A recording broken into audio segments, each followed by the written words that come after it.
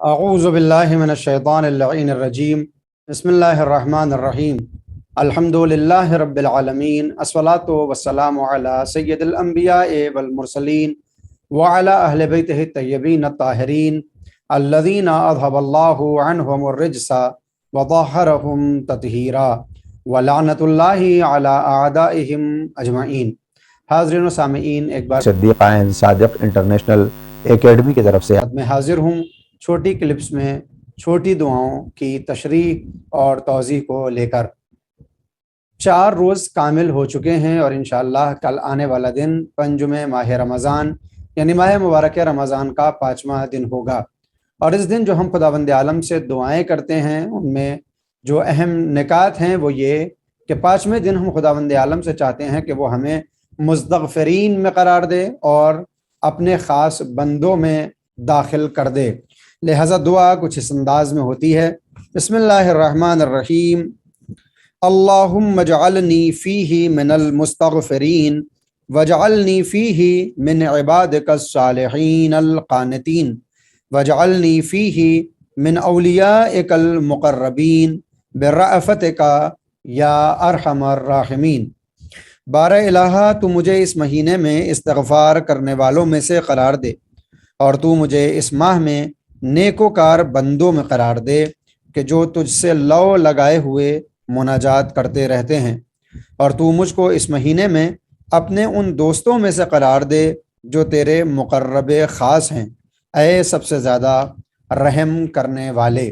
اگر آپ غور فرمائیں تو سب سے پہلے 5ویں دن میں ہم خداوند عالم سے استغفار کرنے والوں میں شامل ہونے کی دعا کرتے ہیں۔ استغفار اللہ کی طرف سے دی ہوئی وہ نعمت ہے کہ جس کے ذریعے سے کوئی بھی بندہ مومن جنت کے دروازے تک آسانی سے پہنچ سکتا ہے، کہ اگر یہ استغفار کا دروازہ کھلا نہ ہوتا اور اللہ نے توبہ کا موقع انسان کو نہ دیا ہوتا تو پھر کس میں مجال تھی تو بغیر توبہ کے جنت میں داخل ہو سکے۔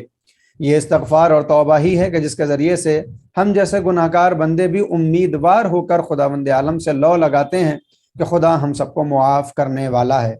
استغفار کی کچھ شرطیں ہیں، اور پہلی شرط یہ ہے کہ جس وقت خداوند عالم سے مغفرت طلب کریں اور ہم توبہ کریں اور اللہ کی طرف پلٹنا چاہیں تو پہلی شرط یہ ہے کہ ہم اپنے ماضی میں کیے ہوئے افعال و اعمال کے اوپر پشیمان بھی ہوں اور شرمندہ بھی، یعنی ماضی میں کیے گئے گناہ کے اوپر افسوس اور شرمندگی کی بنیاد پر ہم خداوند عالم کے حضور حاضر ہوں اور الہی العفو کی صدا لگاتے ہوئے استغفر اللہ واتوب الیہ واسألہ التوبہ کے کلمات کو دہراتے ہوئے یہ دعا کریں کہ معبود جو ماضی میں خطائیں ہوئی ہیں ان کو معاف فرما کہ آنے والی زندگی بہتر ہو سکے۔ پہلی شرط ہے کہ دل سے پشیمان اور نادم ہوں۔ دوسری شرط یہ ہے کہ اگر ہمارے اوپر وہ واجبات جو اللہ نے عائد کیے تھے ہم نے ان کو چھوڑا ہے اور وہ گناہ انجام دیے ہیں، یعنی نماز کو چھوڑا یا روزہ نہیں رکھا یا حج و زکوٰۃ و خمس کی پابندی نہیں کی، تو استغفار اور توبہ کے لیے بنیادی شرط یہ ہے کہ دل سے پشیمانی کے بعد ماضی میں کیے ہوئی چیزوں یعنی کہ گناہوں کی معافی مانگیں، لیکن جو چیزیں ماضی میں ہم سے طلب کی گئی تھی ان کی قضا کریں۔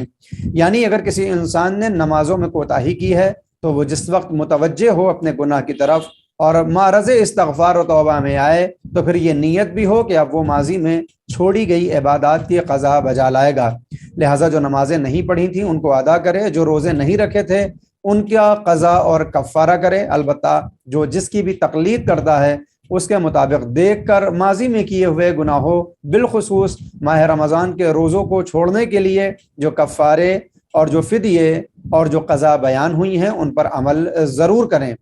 اسی طرح سے اگر ہم نے اب تک حج نہیں کیا تھا اور اب متوجہ ہوئے کہ 5 برس پہلے ہی حج ہم پر واجب ہو چکا تھا تو 5 برس سے ہم گناہ میں ڈوبے ہوئے تھے، توبہ کریں کہ معبود ان 5 برس کے لیے ہمیں معاف کرے، اور آج ہی سے یہ نیت کریں کہ معبود میں اپنی طرف سے پوری کوشش کروں کہ حج تک پہنچ جاؤں۔ اسی طرح سے زکوٰۃ اور خمس کا معاملہ ہے کہ اگر اب تک زکوٰۃ نہ نکالی اور خمس نہ دیا تو توبہ کے معرض میں جانے کے وقت یہ نیت کریں کہ معبود ہم ماضی میں کیے گئے کاموں پر شرمندہ بھی ہیں اور ہم اس کے بعد اپنے واجبات کو ادا کریں گے۔ اسی طرح سے اگر کسی کے حقوق اور فرائض ہمارے اوپر تھے اور ان گناہوں کو ہم نے انجام دیا جو جانے یا انجانے میں ہوئے تو جب معرض استغفار میں آئیں تو پھر ہم ان کا تاوان کریں، یعنی اگر کسی کا مال ہمارے اوپر باقی ہے تو اس کے مال کو لوٹائیں، اگر کسی کا حق ہماری گردن پہ رہے تو اس کو ہم پلٹا دیں۔ توبہ کے لیے بنیادی شرط یہ ہے کہ ماضی میں کیے گئے کاموں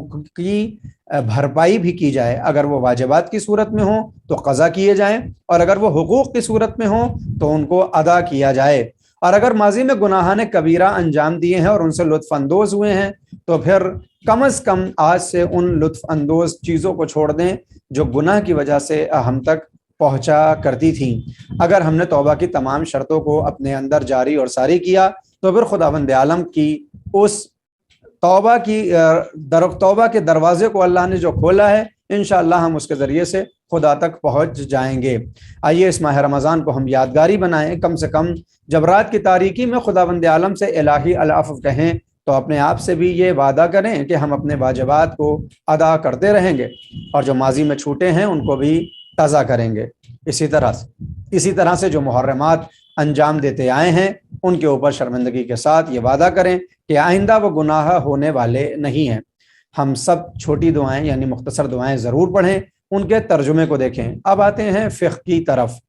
بات ہو رہی تھی اگر کوئی انسان ماہ رمضان مبارک میں روزہ چھوڑ دے تو اس کا کفارہ کیا ہوگا۔ عرض کیا کہ جان بوجھ کر چھوڑنا یا توڑنا 61 روزوں کا سبب بن جایا کرتا ہے۔ کسی بیماری یا کسی پریشانی کی وجہ سے روزہ چھوڑنے کی بنیاد پر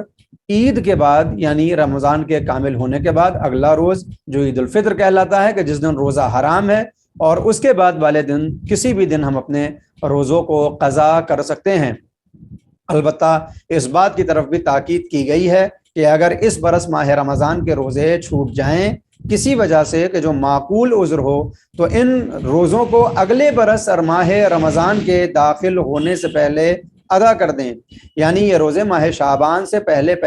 ماہ شعبان کے تمام ہونے سے پہلے ادا کر دیے جائیں، اور اگر ہم ایسا نہ کریں تو پھر گناہگار قرار پائیں گے۔ البتہ ان روزوں کو پھر بھی ہمیں اگلے برس یعنی 2 برس کے بعد بھی رکھنا ہی پڑے گا، البتہ کچھ کفارہ بھی فدیے یا مد کی صورت میں ہمیں دینا ہوگا۔ جو جس مرجع کی طرف رجوع کرتا ہے ان کے مسائل کے اوپر بھی ضرور ایک نگاہ ڈال لے۔